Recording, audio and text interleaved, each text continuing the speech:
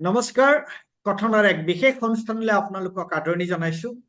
আৰু আজি আমাৰ অতিথি সঞ্জয় মংগলা গোপাল, তেখেতক নৰ্থ ইষ্ট নাওৰ পৰা আগতেও এবাৰ মই ইণ্টাৰভিউ লৈছিলো। আৰু সঞ্জয় মংগলা গোপাল হৈছে ভাৰত জোড়ো অভিযানৰ এগৰাকী সম্পাদক, আৰু তেওঁ মহাৰাষ্ট্ৰ ভাৰত জোড়ো অভিযানৰ লগত অতি ঘনিষ্ঠভাৱে জড়িত। আৰু আপোনালোকে জানে যে আজি কিছুদিন আগতে মহাৰাষ্ট্ৰৰ এটা ঠাইত যোগেন্দ্ৰ যাদৱে যেতিয়া এখন সভা কৰিছিল, সভাত বক্তৃতা দিবলৈ গৈছিল, সেই সভাখনত যোগেন্দ্ৰ যাদৱক সভাত হুলস্থুল কৰা হৈছিল, বাধা প্ৰদান কৰা হৈছিল, আৰু তাত সঞ্জয় জি তেখেতো তাত উপস্থিত আছিল।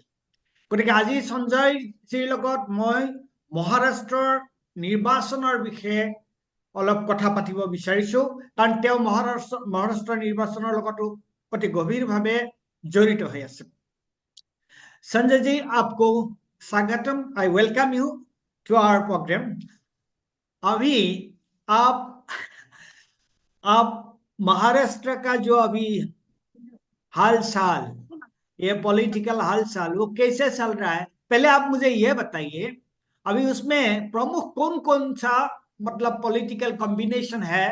एक तो है महाविकास आघाड़ी, एक तो है महाज्योति, और कोई है क्या? बताता हूँ। Thank you very much Paresh. ये बहुत अच्छा लग रहा है मुझे कि भारत के पश्चिम छोर पे चल रहे एक राज्य के चुनाव के बारे में भारत के पूर्व के छोर पर के लोग इतने उत्सुक है जानने के लिए।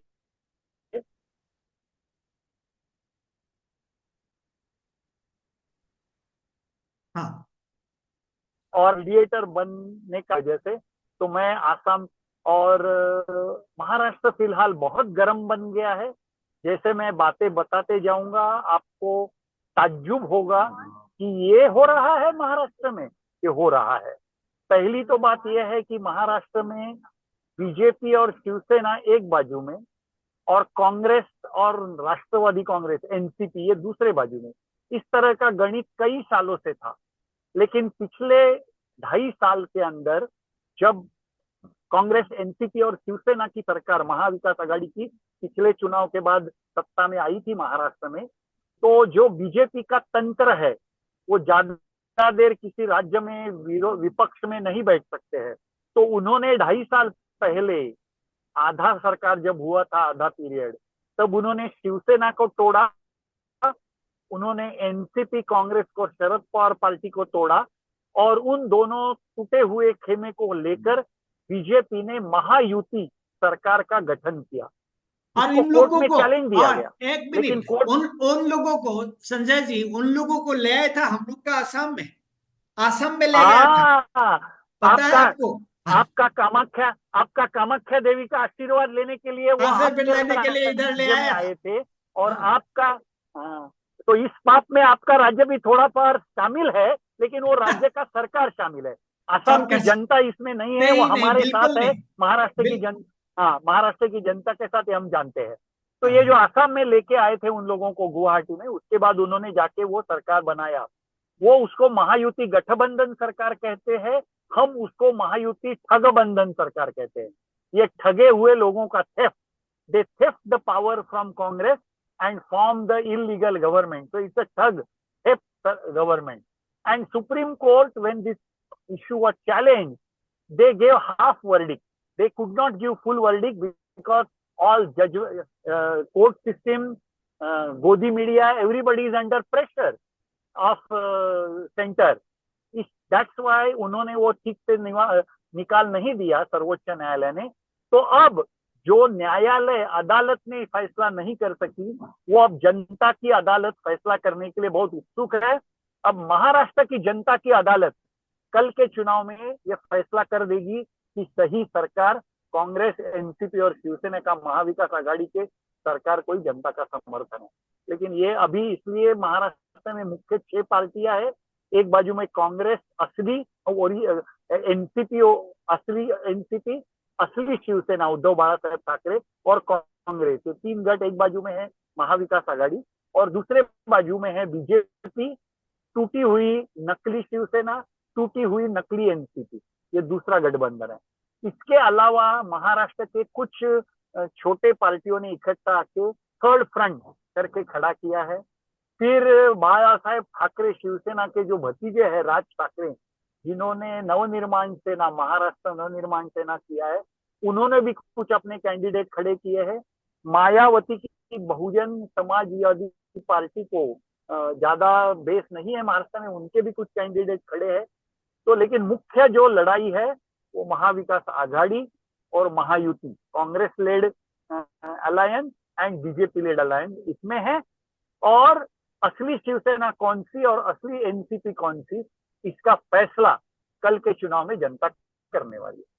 कल चुनाव होने वाला, जाने कल चुनाव होने वाले के हाँ, कल तो कल अभी का कल वोटिंग डे है, कल वोटिंग हाँ डे। तो सुनिए, अभी आप तो उधर था, आपने बहुत सारी मीटिंग भी किया था, पर जो अभी इश्यूज क्या है, मतलब मुद्दा क्या है? बताते हैं मुद्दा। मुद्दा ये है कि पिछले 2.5 साल के अंदर ये जो बीजेपी का सरकार आया था, जब 5 साल पहले कांग्रेस का सरकार आया महाविकास आघाड़ी का, उसी टाइम कोविड आया, और कोविड का मुकाबला महाराष्ट्र गवर्नमेंट ने जिस तरीके से किया, उसकी सराहना सिर्फ भारत में नहीं हुई, पूरे विश्व में महाराष्ट्र गवर्नमेंट का बहुत ही अप्रिसिएशन किया गया कि कोविड को बहुत अच्छे तरीके से इन्होंने संभाला। 2.5 साल के अंदर उन सरकार को खींचने के बाद अब पिछले 2.5 साल में बीजेपी लेड सरकार ने क्या किया, उन्होंने वही अपना पुराना किस्म का पॉलिटिक्स शुरू किया। Metro train, bullet train, big infrastructure project, ये शुरू किया। उसमें जितना भी पैसा ट्रेजरी में था उसको उड़ाने का काम ये लोग कर रहे हैं। ये सभी जो इंफ्रास्ट्रक्चर के प्रोजेक्ट है वो अदानी या उस तरह के कॉन्ट्रैक्टर्स को दिए जा रहे हैं, उससे आम जनता को फायदा नहीं हो रहा है। आप जैसे जानते हैं दिल्ली का एयरपोर्ट भी जो नरेंद्र मोदी ने उद्घाटन किया था वो गिर गया। वैसे ये सभी प्रोजेक्ट पिछले 2.5 साल में जो शुरू किए गए थे, वो सभी प्रोजेक्ट, परसों मेट्रो 3 का एक स्टेशन में fire, it too caught fire, underground station, नया स्टेशन। तो ये सब तरीके के बड़े प्रोजेक्ट इन लोगों ने इसमें पैसा खर्च किया है, और वो ठीक तरीके से बनाए नहीं है, सिर्फ अपना नाम दिखाने के लिए। असल में जो बेरोजगारी है युवाओं में, वो महाराष्ट्र में भयंकर बेरोजगारी है।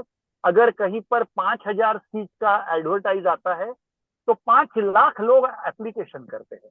कहीं पर स्वीपर का एडवर्टाइज आता है क्लास 4, तो वहां पर ग्रेजुएट और पोस्ट ग्रेजुएट पीपल अप्लाई और क्लास 4 कैटेगरी जॉब।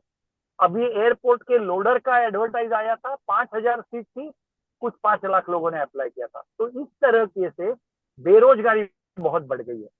दूसरी बात, महंगाई बहुत बढ़ गई है। अभी Paresh, I can not ask you, Guwahati में आज प्याज का भाव क्या है, आनियन कितने रुपए किलो है आज गुवाहाटी में, I can not ask you, भाभी से पूछेंगे तो बताएंगे भाभी मेरे को। लेकिन बंबई में आज प्याज का रेट 100 रुपए तक पहुंच गया है। असम में प्याज अभी जो असम में सिंपल अभी 70 रुपीस प्याज किलो, पर किलो 70, हमारे यहाँ 100। हाँ हाँ, तो 80-90 तक ये केंद्र सरकार की वजह से हुआ होगा। तो ये महंगाई बहुत बढ़ गई है, तो बेरोजगारी बढ़ गई है, महंगाई बढ़ गई है। तीसरा, जो हेल्थ का जो व्यवस्था होनी चाहिए वो बिल्कुल धराशायी पे गिर गई है। और चौथा सबसे सेंसिटिव मुद्दा महाराष्ट्र में बना है वो महिला सुरक्षा का। रेप का रेट बढ़ गया है, बालिकाओं के ऊपर रेप, स्कूल के कर्मचारियों के माध्यम से छात्राओं के ऊपर रेप, इस तरह की घटनाएं बहुत बड़ी संख्या में हो रही है।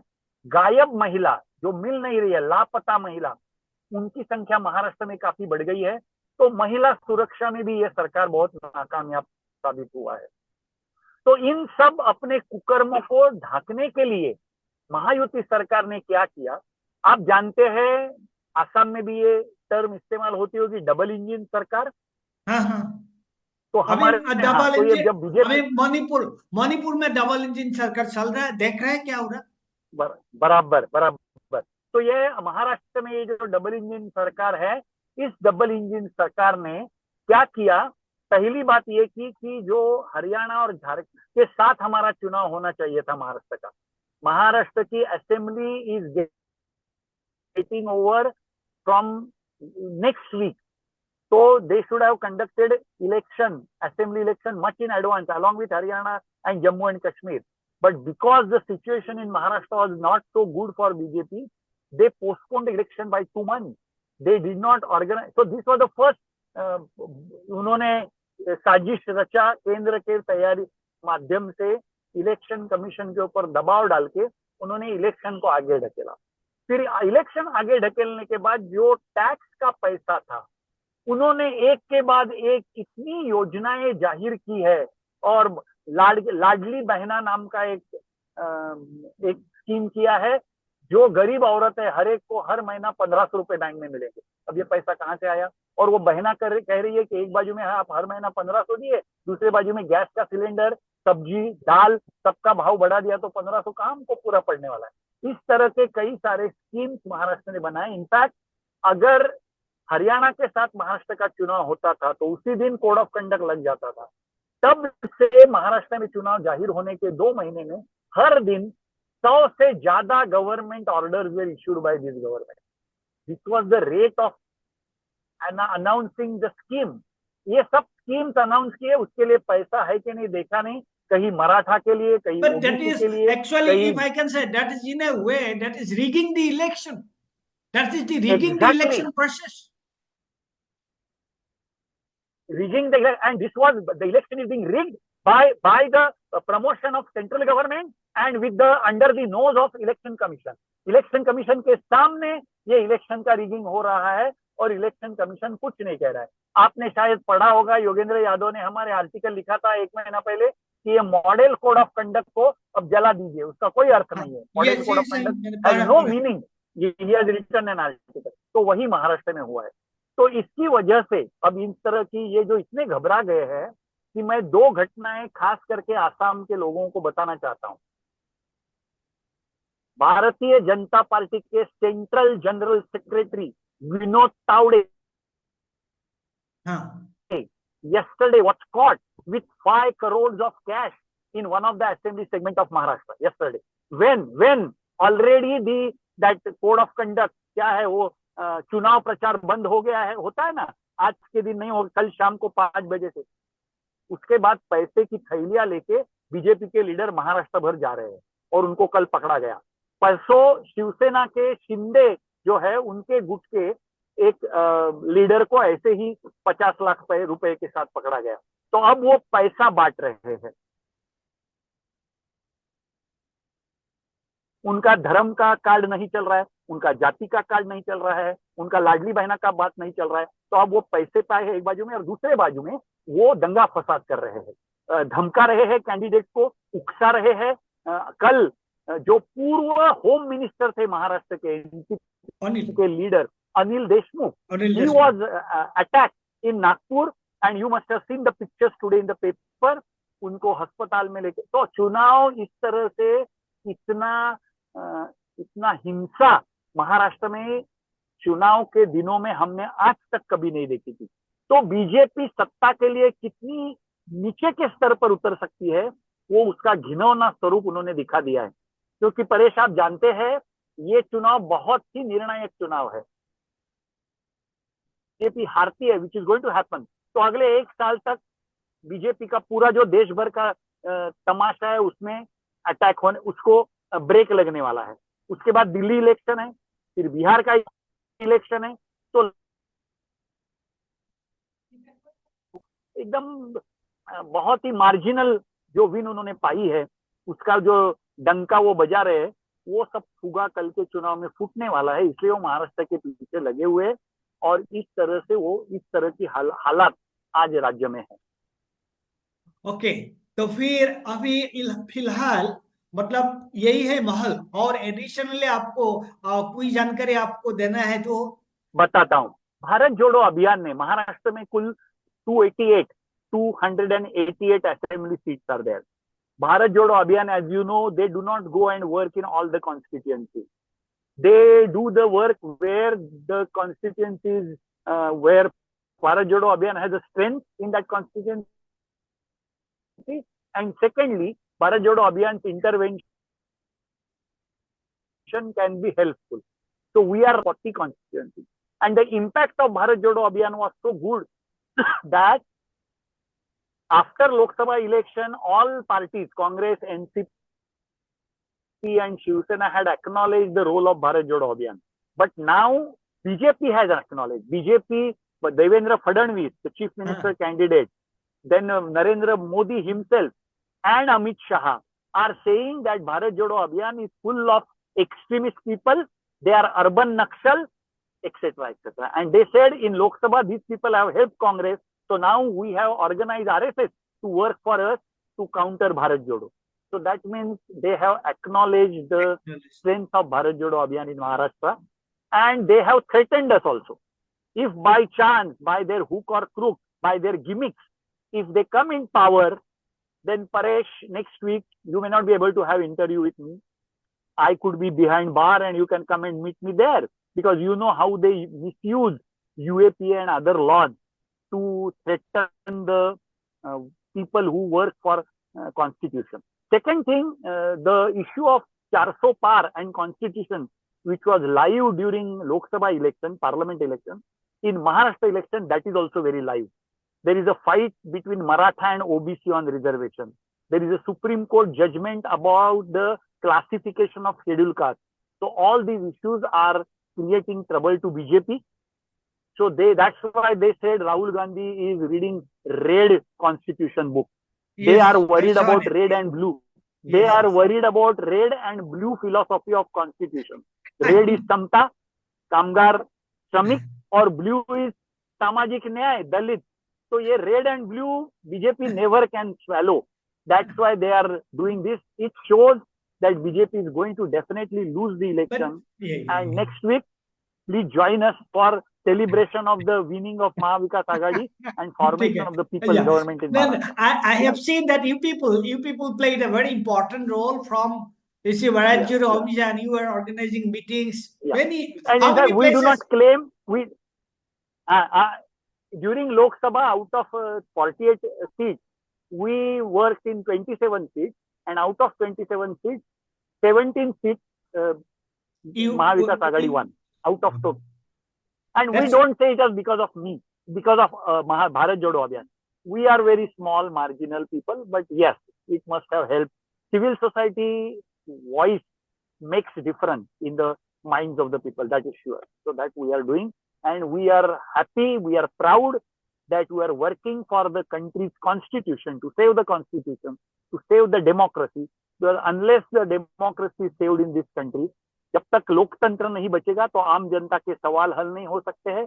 किसान, आदिवासी, मछुआरे सब लोग पीड़ित रहेंगे, महंगाई, बेरोजगारी बढ़ती रहेगी.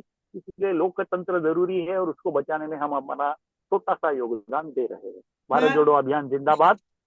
Sanjay ji, I am so happy and so thrilled that even when you were traveling, you could spare time and you could speak to me, and you were so passionate about this Maharashtra election. Let's see, whatever you have been actually hoping, you have been working. I hope you would be successful, and maybe today's election, this will come out. Thank you very much for sparing time. Thank you. Thank you very much, Paresh. Thank you. Okay. Zindabad.